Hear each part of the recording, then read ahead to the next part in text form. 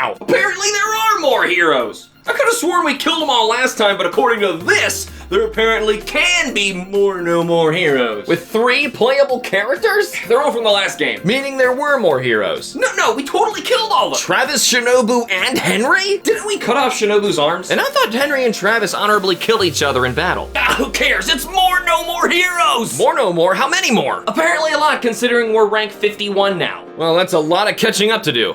And not very subtle on Suda51's part. That's a lot of heroes. Yeah, let's fix that. I wanted to play this game so badly, I pre-ordered it and took the day off work. You were the only one in the city who pre-ordered the game, and the guys at the register just laughed at you for it. What's up with that? Jerks like that just make me see red. Hey, I'm not judging you for playing Call of Duty while wearing your My Little Pony jammies in your mommy's basement. Let people like what they like. Yeah, no more.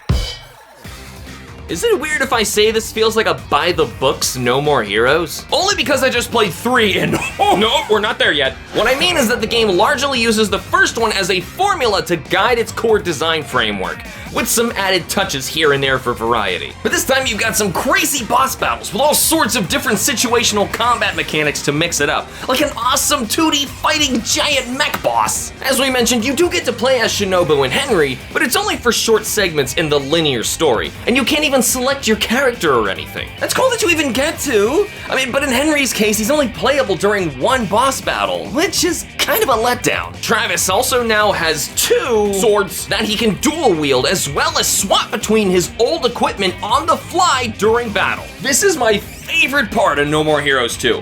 Being able to swap swords in combat adds loads of personalization to fights as you manage your offensive options and maintain all your battery levels based on the situation. You'll need to, considering how this game will throw loads of enemies your way to hack and slash your way through to nearly Dynasty Warriors levels of absurdity. In that sense, the game is so much fun.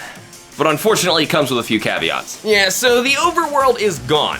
Like, completely gone. It's replaced by a simple map function that works just as a menu. Yes, the overworld felt a little barren before, but it was still fun blasting around and exploring Santa Destroy on a massive motorcycle. Axing it all together just makes the game feel even more linear than it already is. The side jobs are now these weird 8-bit minigames, which is okay, I guess. I mean, I'm fine with the contrasting art styles, but none of them are actually any fun to play, however amusing they are. And most disappointing of all, even though you're starting at rank 51 instead of 11, there's actually the same number of bosses as last time, meaning the game isn't actually bigger in any way. Half of them were freaking cheerleaders that you just cut down in one fell swoop, and others get killed off camera and gags, and sure, it's funny, but it still just kind of feels disingenuous to claim that you'll be fighting 51 rank battles when there's no difference in length or boss counts. I mean, wouldn't it suck if I told you that you've technically gotten the entire review of No More Heroes 2 and the rest of this video is just dead air?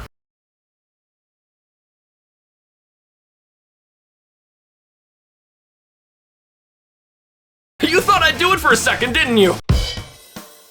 Though I miss Travis's cell shade to black style, I still really love the look of this game. I appreciate that the new cast of characters all look like they fit perfectly into this absurdly bizarre, intense world. There's also a lot of UI changes, like how you build up an adrenaline gauge through a pixelated sleeping tiger thing, and how your battery is measured by... It's a penis with a smiley face that goes from flaccid to erect as you shake it back to full power. Oh yeah, and people still spew blood like exploding fire hydrants. Yep, everything checks out.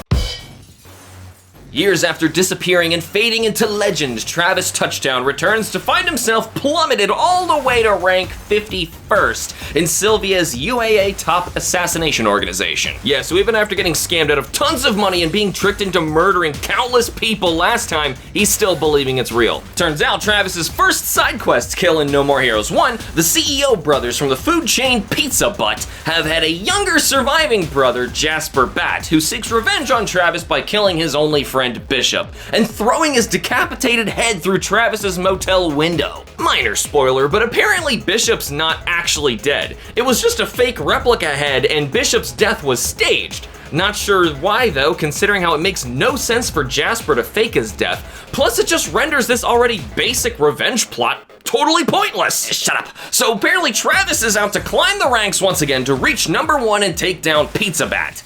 Yeah, the name kind of got retconned for some reason. Couldn't have been for Pizza Hut copyright concerns, considering they basically changed the guy into a cartoon Batman. As if Batman was any better. But Cartoony is right. Not only is Jasper Bat's fight obscenely irritating, he's also a ridiculous cartoon character transforming into Bane, and then a literal buck-toothed blimp. Yeah, I love the rest of the bosses, and I get that Suda51's style is the bizarre, but this just kind of ruins the serious revenge tone the game was going for. Travis is all around a lot less snarky and a lot more angry because of the tone. The story is still shockingly wild and funny, just a little grislier than last time, but still somehow completely not taking itself seriously and uncannily retreading the same ground as before, in all its self-aware, offensively explicit, and unapologetically in-your-face style. It's just as awesome as last time, and with the original voice cast, but with a new theme for Naomi's Lab, which also didn't appear in the Switch release of the original, considering the rights holders of the song are a bunch of self-entitled, money-grubbing bigots. So they stubbornly claimed all monetization revenue and ad placement rights for our No More Heroes 1 review, even though they didn't have the right to do so on a video reviewing the content due to YouTube's protective regulations regarding reviews. And they got away with it too by feigning ignorance to English once I proved to them that they were legally in the wrong. And YouTube won't even listen to my claim without risking a strike against my channel, forcing me to give in and mute the song that I was praising. So if you were wondering why I was dancing to silence, that's why, racist, piss-gargling snobs. It's only fair that they get their comeuppance. So until they get disemboweled by wild bears, I'll give them what they wanted and redub over the entire segment.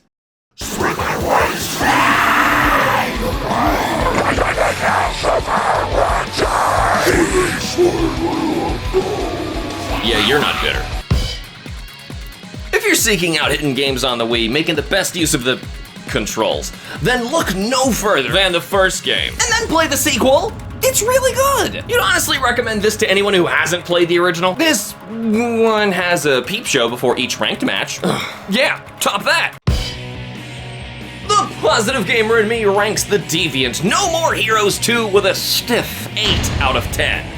It's still a good time slashing up goons and colorful bad guys, but take the new awesome additions alongside the awkward omissions, and you've got yourself a darn good sequel that's not quite the original, however similar it may appear. The critical gamer in me, however, is a little more pleased than last time, giving No More Heroes 2 a strong 8 out of 10. The actual combat and all-around gameplay style is perfecting what the original set out to achieve, alongside all the style and flair that you've come to expect from the series. Kinda weird how I rated it 1 point lower and you 1 point higher than last time, and we ended up agreeing. Anyway, what do you think? Tell us how your positive and critical sides rate No More Heroes 2 in the comments below. Now, if that insufferable gatekeeping butt sneeze from GameStop is out there watching this, never pick on somebody for what games they like. They're just finding their own form of escapism from useless sacks of meat like you. Whereas, you're just playing with yourself. Oh, you really just make me want to talk about this game, but I'm gonna have to hold my tongue until the time comes. But anyway, thanks for watching. Remember to like and subscribe for more, and use the links in the description to nominate your own episode. Thank you to all of our Patreon members: Atomic Thomas, Cameron, Arrow, Rowan, Erica, Shiam, Minya, Sid, Squad Fam, and Crystal. Booyah!